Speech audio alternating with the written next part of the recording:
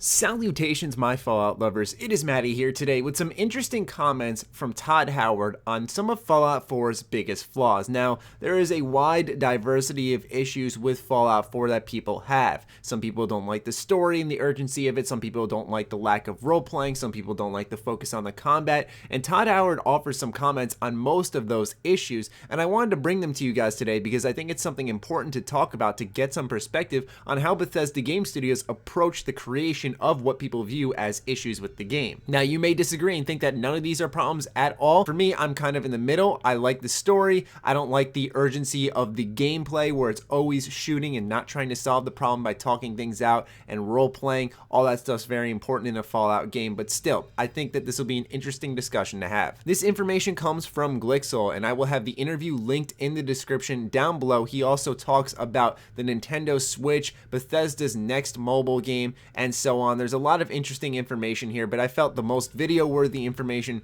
for my channel would obviously be his comments on Fallout 4's flaws because people naturally want answers as time goes on. So let's start off with the statement. Fallout 4 has a much more urgent main quest. You're a parent searching for a missing child than Skyrim's civil war amid the mysterious return of dragons. Todd Howard says, "We've tried it both ways. Fallout 4 was obviously intentional. We wanted to put pressure on you to do this and make it really engaging, but if you don't, it ends up falling flat.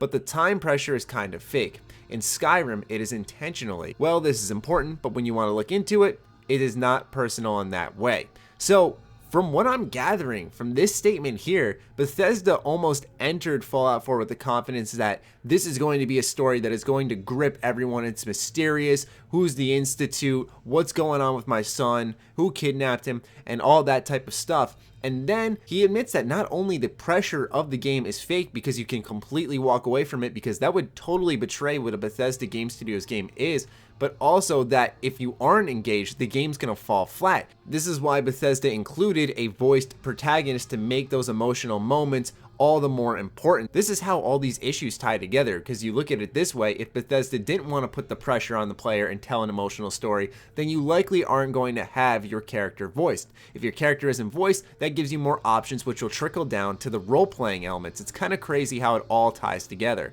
What makes sense, but is also just surprising to read, is that Fallout 4's story was intentionally trying to pressure you into things, whereas other Bethesda Game Studios games, when you exited the vault or you entered whatever land in Tamriel, you felt this feeling of, I need to explore, where Bethesda tried to change things up and really put the pressure on to investigate the story, and they sort of succeeded in that way. I think a lot of us didn't realize, but when you're heading to Concord and going back to Sanctuary, that back and forth is all main story progression, so Bethesda's already keeping you looped in, trying to get you to solve that mystery. Like I mentioned, one of the other bigger flaws of Fallout 4 that I think most of us can agree with is the focus on that constant combat and gunplay. While it's great, a lot of us wanted options to solve our problems in different ways. So, the interviewer states, Fallout 4 is also much more focused on combat and gunplay. Todd says, "We didn't intentionally do that. When Fallout 4 is giving you certain quests, there are probably more that are just go kill this because there are more random things.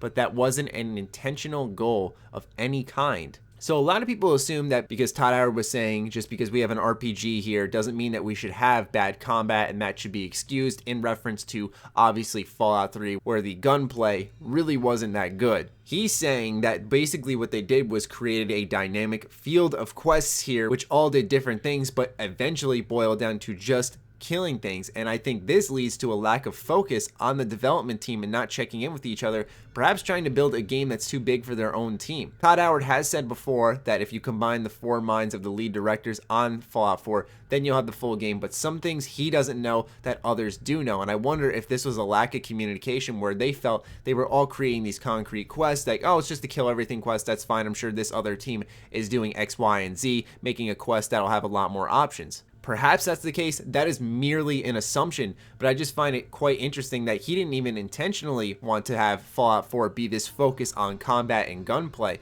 So it makes you wonder if stepping into the next Bethesda Game Studios title, are they going to make this a point of focus and actually make the gameplay a thing that could be a gameplay loop, or try to alter it up where there are choices where you might not have to shoot up a room, you can actually talk a way out of the issue. We can talk about the if, ands, or buts all day long, but still, I just thought these were some interesting comments from Todd Howard about the flaws of Fallout 4 that I think a lot of you guys will appreciate and be interested in hearing. So I'd love to hear your thoughts on this and the remainder of the interview in the comments down below. Todd once again says a lot of cool stuff in that interview that I think will be information you guys will cherish. Also, I don't know how Glixel got into contact with Todd Howard, but yo, like, Todd, let's set something up, right, dude? Yeah.